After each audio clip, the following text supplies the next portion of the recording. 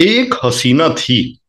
Friends, ये एक revenge thriller series मैंने डिज्नी हॉटस्टार पे देखी। 265 एपिसोड्स की थी ये सीरीज। क्या, ये तो सीरियल था जो कि पहले स्टार प्लस पे आता था 2014 में, और अब ये हॉटस्टार पे अवेलेबल है। और उस वक्त ये काफी हिट गया था, काफी टीआरपी इसने बटोरी थी।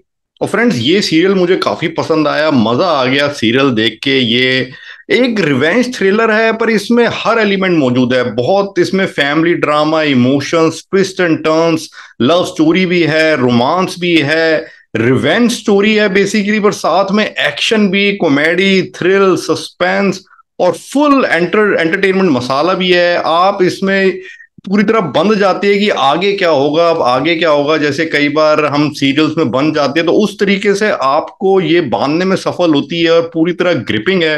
और इस सीरियल में जो मेरे को एक खास बात लगी कि जो भी इसके करेक्टर्स है, तो ऐसे लगता है कि वो उसी रोल के लिए बने हैं, बिल्कुल परफेक्ट से लगते हैं कि इनके अलावा और किसी को ये रोल नहीं दिया जाना चाहिए था। जैसे मैं आपसे इनके करेक्टर्स की बात करूं, तो इसमें मेन हीरोइन का रोल प्ले किया है संजीदा शेख ने, जो कि इसमें दुर्गा देवी के करेक्टर में है, और साथ में नित्या के भी। तो इन दोनों में ये है। अब वो किस तरीके से है, ये कोई इतना कोई स्पॉइलर नहीं है, क्योंकि ये सब पहले 5-10 एपिसोड्स में ही खुल जाता है कि नित्या जो थी तो उसका एक्सीडेंट हो जाता है, और वो बदला लेने के लिए वापस आती है दुर्गा देवी के रूप में, क्योंकि उसका जो चेहरा है वो पूरी तरह बिगड़ जाता है। तो प्लास्टिक सर्जरी करा के वो दुर्गा देवी के रूप में सामने आती है। और इसमें संजीदा शेख ने दुर्गा देवी का रोल प्ले किया, तो मेन उनका है।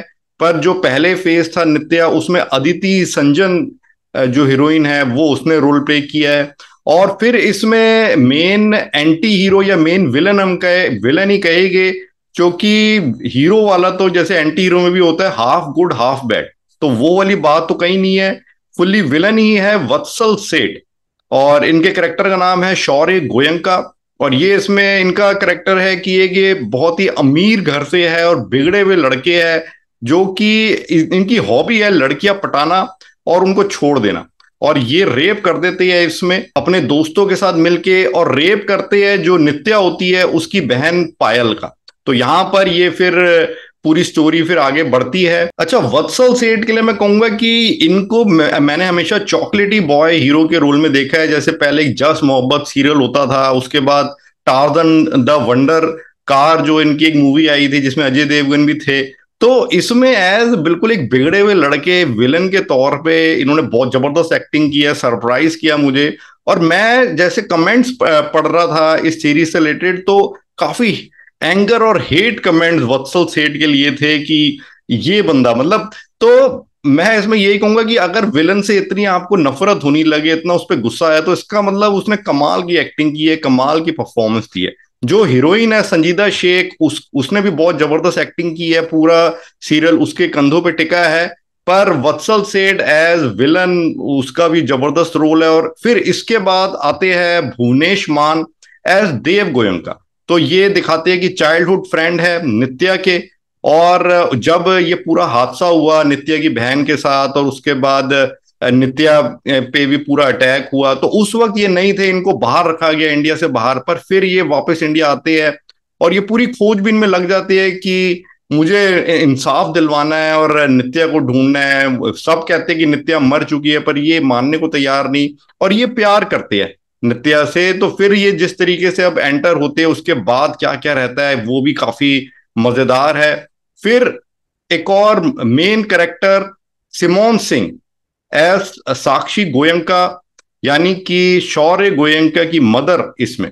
ये जैसे 235 एपिसोड्स का सीरियल है, तो फर्स्ट हाफ में तकरीबन पहले 100 सवा 100 एपिसोड में तो शौर्य गोयंका मेन विलन के तौर पे आगे रहते हैं। पर उसके बाद जो आखिरी 100 एपिसोड्स है उसमें तो मेन विलन हमारी साक्षी गोयंका ही बन जाती है। और कमाल की एक्टिंग है इनकी, बहुत ही इनकी जो स्क्रीन प्रेजेंस है, जब ये आती है, जब ये बोलती है, तो वो सब मतलब बहुत ही इंप्रेसिव है as a in a negative role. बहुत ही सॉलिड परफॉर्मेंस इनकी इसमें रही है। और फिर another main character Ayub Khan, जो कि पहले कई बॉलीवुड मूवीज में भी आ चुकी है, इसमें ये राजनाथ गोयंका के कैरेक्टर में है, यानी कि शौर्य के पिताजी और साक्षी गोयंका के पति। तो ये भी दिखाते हैं कि बहुत अमीर है, और ये भी पूरी तरह सॉलिड किस्म के क्राइम बेस्ड टाइप, पूरे गैंगस्टर टाइप का इनका दिमाग है, इनकी गर्लफ्रेंड भी है, बाहर अफेयर भी ये रखते हैं। साथ ही कहीं ना कहीं ये अपनी वाइफ साक्षी गोयनका के सामने थोड़ा प्रेशर में रहते हैं।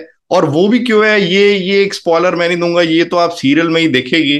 और इन मेन कैरेक्टर्स के अलावा भी इसमें और भी कई इंपॉर्टेंट कैरेक्टर्स है, जैसे पायल जो कि इसमें मेन रेप विक्टिम है, नित्या की बहन। इसके अलावा डॉक्टर दयाल ठाकुर, ये वो डॉक्टर है, सर्जन है कि जो सर्जरी करके नित्या को नया चेहरा देते हैं दुर्गा देवी का। और दुर्गा जो थी वो इनकी बेटी ही थी, जो कि मर चुकी है, पर ये भी एक राज है, किसी को पता नहीं है। क्योंकि उसके बाद ही ये हादसा होता है, तो ये नित्या को अपनी बेटी दुर्गा देवी का चेहरा देते हैं और उसको अपनी बेटी के तौर पर ही अपना लेते हैं। तो समाज के लिए अब यहाँ पर एक नया उनको रोल मिल जाता है नित्या को, और नई पोजीशन आ जाती है जिसको वो इस्तेमाल करके पूरा अपना प्लॉट और अपनी स्कीम्स तैयार करती है। और डॉक्टर दयाल ठाकुर भी इसमें पूरा इनका साथ देते हैं। इसके अलावा और भी कैरेक्टर्स है, जैसे शौर्य की बहन का कैरेक्टर है। शौर्य के इसमें 3 दोस्त है कि जो रेप में शामिल थे, और इनके साथ भी इनके कई जगह इनकी जरूरत पड़ती है। और उन्हीं दोस्त में से एक दोस्त का शौर्य की बहन के साथ अफेयर रहता है। साथ में फिर रायमा महेश्वरी, जैसे मैंने आपको जो बताया कि जो शौर्य के डैडी है इसमें, तो उनका अफेयर होता है, तो वो रायमा महेश्वरी के साथ होता है कि जो कि यहाँ पर साक्षी गोयनका की बेस्ट फ्रेंड भी है। अब ये सब क्या झमेला है, ये सब भी आप इस सीरियल में देखेंगे। इसके अलावा नवीन माथुर करके भी इनके शुरू में रहते हैं कि जो इनके पूरी फैमिली के एक तरह से राइट हैंड है, पूरा बिजनेस संभालते हैं, और जो भी कोई ये गलत काम करते हैं उसमें पूरा साथ देते हैं। बट बाद में इनकी जगह एक दूसरे शख्स की एंट्री हो जाती है, जिसका असली नाम तो है अकरम खान, पर ये एक दूसरे नाम से इनके साथ जुड़ते हैं। तो ऐसा क्यों है, ये सब भी आपको धीरे धीरे सीरियल में पता चलेगा फ्रेंड्स। तो फ्रेंड्स, ये सीरियल मेरे को काफी बढ़िया लगा, काफी इसने मेरे को एंटरटेनमेंट दी, फुल्ली इमोशनली भी इन्वॉल्व कर लिया, मेंटली इन्वॉल्व कर लिया। और ये सीरियल देख के मुझे ऐसा लगा जैसे कोई वेद प्रकाश शर्मा के नॉवेल्स होते हैं, तो बिल्कुल वो रहस्यमयी किस्म के, और बढ़ते चले जाते हैं, आप उसमें उलझते चले जाते हैं और लगता है कि आगे क्या होगा, आगे क्या होगा। उसी तरीके से ये क्राइम बेस्ड थ्रिलर है, जिसका कि जो प्लॉट है वो मेरे को काफी जबरदस्त लगा, कि जिसने भी इसका एक एक एपिसोड लिखा है कि जो भी सिचुएशंस क्रिएट की, तो कैसे उसको आगे बढ़ाना है, क्या क्या सीन्स लाने हैं, एक एक लगता है एक एक एपिसोड पे बड़ी मेहनत की है, बड़ा दिमाग लगाया। और दिमाग है उस बंदे में जिसने इसकी स्टोरी और प्लॉट पूरी की पूरी लिखी है, वो बड़ा इंप्रेसिव है। कि सीरियल्स में आमतौर पे क्या होता है, इंडियन सीरियल्स होते हैं कि गप ज्यादा होती है, तो ऐसा तो अब ये नहीं है कि कोई गप नहीं होगी, पर फिर भी इंडियन सीरियल्स के हिसाब से ये मेरे को काफी लॉजिकल सीरियल लगा, कि जिसमें बहुत कुछ तो दिखाया है पर फिर भी लॉजिकल तरीके से दिखाया है, जिसमें कि जिसको कि आप बिलीव कर सकते हैं। एक्टिंग हर कैरेक्टर की जबरदस्त है, जैसे मैंने आपको बताया, लगता है कि वो उसी रोल के लिए बना है। और इसकी स्क्रिप्ट प्लॉट मेरे को काफी जबरदस्त लगा, और इसकी डायरेक्शन बढ़िया है। और इसमें जो मुझे खास बात लगी कि जैसे इंडियन सीरियल से थोड़ा मेरे को अलग हटके लगा, जैसे बाहर के सीरियल्स भी होते हैं, टर्किश सीरियल्स या स्पेनिश सीरियल। ऐसे ही मैंने एक स्पेनिश सीरियल देखा था, एनास रिवेंज, वो भी मेरे को काफी पसंद आया था, उसका भी मैंने रिव्यू दिया था। उसका मैं आपको लिंक भी शेयर करूंगा वीडियो के एंड में। तो बाहर के सीरियल्स की तरह, बाहर की जो लंबी सीरीज है उसकी तरह इसकी ट्रीटमेंट लगी, कि इंडियन सीरीज प्लस जो फॉरेन सीरीज है उसका मिक्स टाइप से इसका मेरे को ट्रीटमेंट लगा, ये भी इसकी एक खास बात लगी।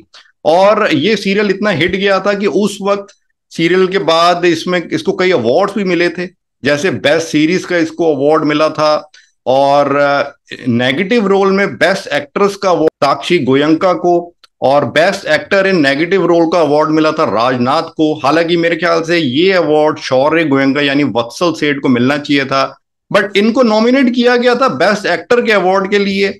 और इसके अलावा जो इसकी मेन हीरोइन है संजीदा शेख, उसको भी बेस्ट एक्ट्रेस का अवार्ड मिला था।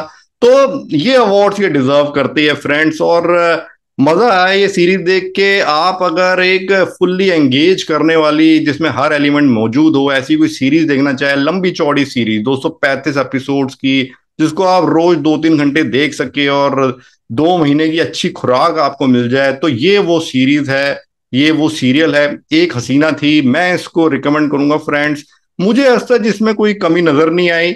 इंडियन सीरियल्स जितने भी मैंने देखी है तो उसमें ये मेरे को बेस्ट सीरियल लगा अभी तक। मजा आया देख के फ्रेंड्स, मैं इसको रिकमेंड करूंगा, डेफिनेटली स्ट्रांगली रिकमेंड करूंगा। और मेरी रेटिंग्स भी इस सीरियल के लिए काफी हाई रहेगी, 4.5 आउट ऑफ 5।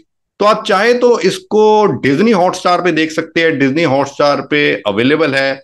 और मेरे according you should go for it. अगर आप एक entertaining serial, thriller, crime based thriller, revenge drama type का फुल्ली, जिसमें कि बहुत ट्विस्ट एंड टर्न्स हो, ऐसे सीरियल की तलाश में हो, तो ये सीरियल आप देख सकते हैं, एक हसीना थी।